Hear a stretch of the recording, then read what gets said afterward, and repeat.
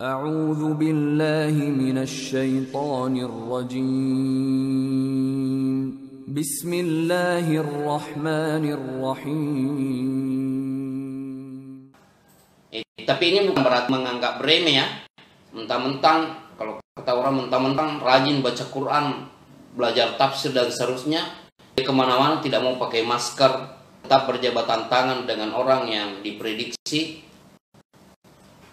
bisa membawa virus. Bukan seperti itu. Itu namanya sikap konyol juga. Artinya kita tetap harus menempuh atau mawas diri, jangan sampai terjangkit dengan cara yang tidak wajar. Memang kita tidak ada seseorang yang selalu mengangankan supaya dia terkena virus atau sakit, tetapi Rasulullah Shallallahu Alaihi Wasallam juga mengajarkan kepada kita bagaimana supaya menghindari setiap hal yang bisa memberikan mudarat. Beliau Shallallahu Alaihi Wasallam bersabda, la darar wa la dirar. Tidak boleh melakukan suatu aksi yang bisa memunculkan mudarat bagi diri kita ataupun orang lain, dan juga tidak boleh membiarkan orang lain melakukan suatu aksi yang bisa memunculkan mudarat bagi kita dan juga bagi orang lain. La darara wa la dirar, sabda Rasulullah sallallahu alaihi wasallam. Di sahabat Mumtaz itu diantara pembahasan mengenai asy-syifa ini. Satu lagi dari Syekhul Islam Ibnu Taimiyah rahimahullah tentang pertahanan tubuh yang Allah Subhanahu wa taala berikan kepada setiap mukmin. Kembali saya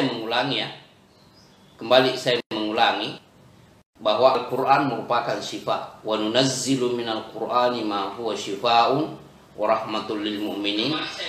Dan sekali lagi bahwa yang dimaksud asy-syifa itu berfungsi untuk menangkis penyakit dan juga untuk mengobati ketika penyakit sudah bercokol pada tubuh manusia.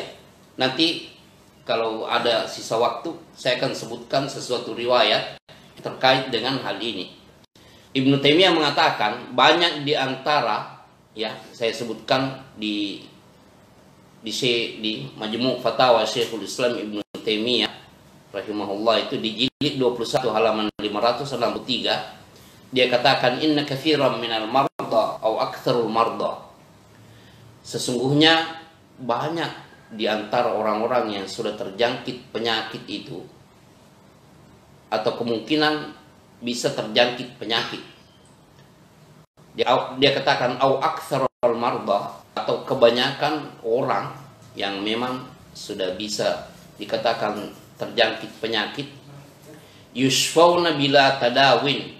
Mereka itu bisa mendapatkan syifa, kesembuhan tanpa harus mengalami atau tidak harus melalui proses pengobatan. Apa yang dimaksudkan oleh Ibnu Taimiyah di sini? Dia katakan, la siyama fi ahlil wabar, apalagi orang-orang yang memang tinggal di bukit, di lembah, terisolir. Ahlul wabar itu maksudnya orang yang tinggal di badu ahli badui, orang penduduk badu. Wal qura, begitu juga di kampungan terasing.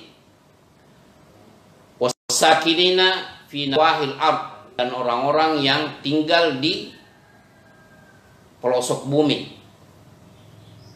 yang jauh di sana, apa itu di selatan atau di utara. Yashfihimullahu bima khalaqa fihim minal quwa al-matbu'ah. Allah memberikan syifa dalam arti syifa untuk menangkis penyakit atau menyembuhkan yang sudah dilanda penyakit. Allah menciptakan pada diri mereka itu kekuatan secara alami fi abnanihim, di tubuh-tubuh mereka, ar-rafi'ati lil marad, yang bisa mengangkat atau menangkis penyakit dari atau terhadap diri mereka. Wa fima yuyassiruhu lahum min naw'i harakatin, begitu juga melalui apa yang Allah mudahkan bagi mereka, penduduk-penduduk yang terasing tersebut, yang Allah mudahkan dalam bentuk gerak, wa amal, begitu juga aktivitas pekerjaan mereka, au da'watin mustajabah, atau mereka memiliki doa yang Allah Subhanahu wa taala terima, doa yang mustajab, au ruqyatin nafi'ah, atau ruqyah, bacaan yang bermanfaat. Karena ada juga ruqyah yang tidak bermanfaat, yang tidak dituntunkan oleh Rasulullah SAW, tidak bisa bermanfaat. Au quwwatin lil qalb, atau Allah memberikan kekuatan di dalam hati mereka untuk menghadapi segalanya ini, wa husnit tawakkul, dan tawakal yang sempurna atau yang baik. Dengan tawakal Allah Subhanahu wa taala memberikan kekuatan dalam tubuh mereka itu untuk menangkis segala wabah yang mungkin bisa menyerang. Ila ghair dzalika minal asbabil katsirati ghair dawa. Masih banyak yang Allah ciptakan untuk mereka itu, sebab-sebab yang bisa berfungsi sebagai alat untuk menangkis penyakit terhadap diri mereka, atau Allah memberikan perlindungan kepada mereka terhadap segala jenis virus atau penyakit yang bisa atau mungkin melanda mereka. Ya, jadi kalau kita lihat di sini, Ibnu Taimiyah memberikan kesimpulan kepada kita bahwa di antara ada sejumlah orang itu tidak perlu melakukan tindakan pengobatan, tapi Allah memberikan kesembuhan kepada mereka. Tapi ini tentunya bagi orang-orang yang memenuhi kriteria seperti yang disebutkan Ibnu Qayyim tadi di dalam kitab Zadul Ma'ad, ya, dengan apakah itu dengan Al-Quran atau kekuatan hati, tawakal kepada Allah. Tawakal bukan seperti yang disebut tadi bersikap konyol, tidak mau pakai masker atau sembarangan jabatan tangan dengan orang yang datang dari luar. Ini juga tidak tepat. Artinya dengan husnul tawakkul dan beberapa penyebab atau usaha yang Allah Subhanahu wa taala mudahkan bagi penduduk Wabar atau penduduk Badui seperti ini, Allah memberikan perlindungan kepada mereka dengan sejumlah aktivitas yang mereka lakukan, banyak bergerak, begitu juga aktivitas yang rutin, tawakal, begitu juga kekuatan hati, begitu juga ruqyah.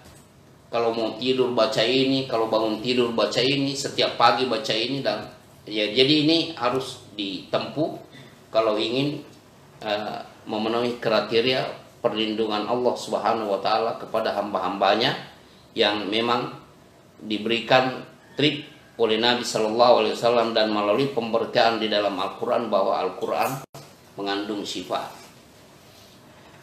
Sahabat Mumtaz, saya ingin menyebutkan di sini ada peristiwa dalam hadis yang sahih. Sejumlah sahabat Rasulullah Shallallahu Alaihi Wasallam berjalan-jalan ke suatu perkampungan di luar Madinah. Ketika mereka sampai di luar Madinah, di perkampungan luar Madinah itu, mereka mencari-cari siapa yang bisa menjamu mereka di perkampungan itu, karena mereka juga Muslim.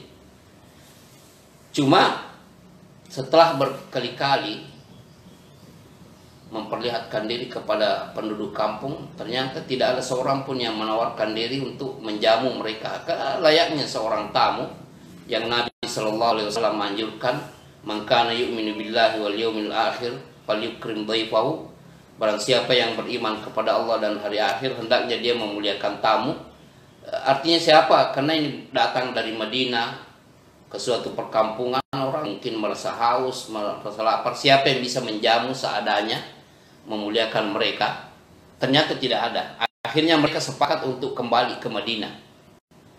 Tapi sebelum mereka kembali ke Madinah, mereka sepakat untuk diam di suatu tempat. Ketika mereka berdiam, itu tiba-tiba ada seorang laki-laki yang datang kepada mereka yang memberitakan bahwa pemimpin atau ini sebut kepala suku atau kepala dusun sedang sakit karena dipatok oleh ular. Dalam riwayat lain kalajengking, semuanya sahih ya. Baik kalajengking maupun ular semuanya sahih. Dalam riwayat itu disebutkan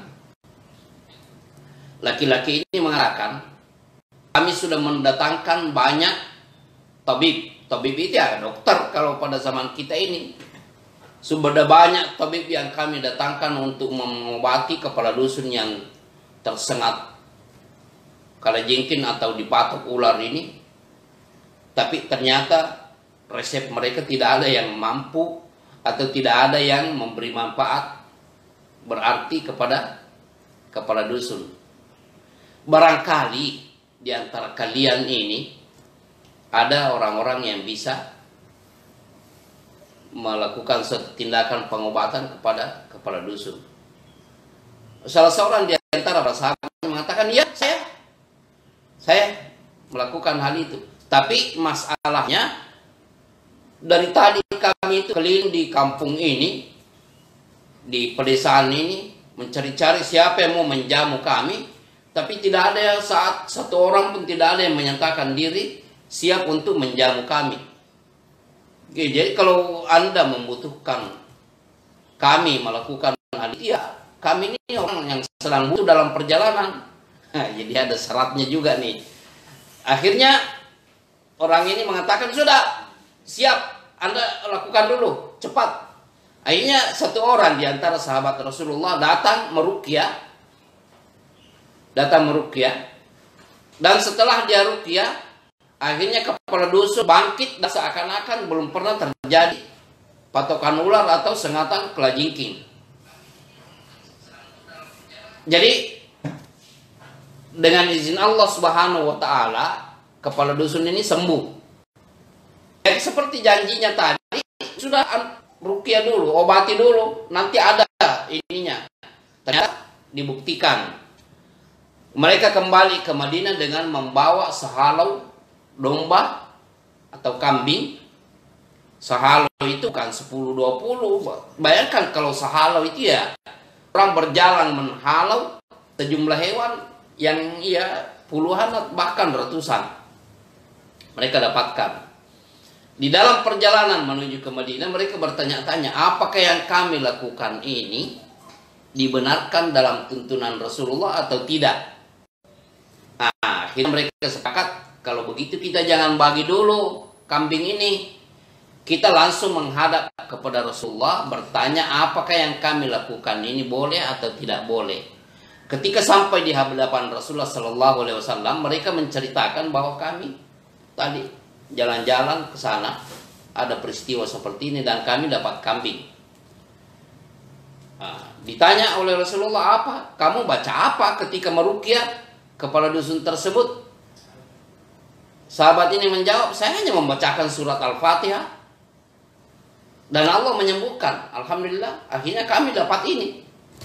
Nah, Rasulullah Sallallahu Alaihi Wasallam di sini menyetujui, siapa yang mengajarkan kepadamu untuk meruqyah dengan Al-Fatihah? Kalau begitu saya juga dapat. Rasulullah Sallallahu Alaihi Wasallam juga dapat dari kambing, di antara kambing-kambing ini. Ya, jadi Al-Quran berfungsi sebagai syifa. Sahabat Mumtaz, kalau tidak ada pertanyaan yang masuk baik secara tertulis maupun secara langsung, sampai sini dulu perjumpaan kita untuk edisi ini. Insyaallah pada hari berikut. Ya Rahman, Ya Rahman.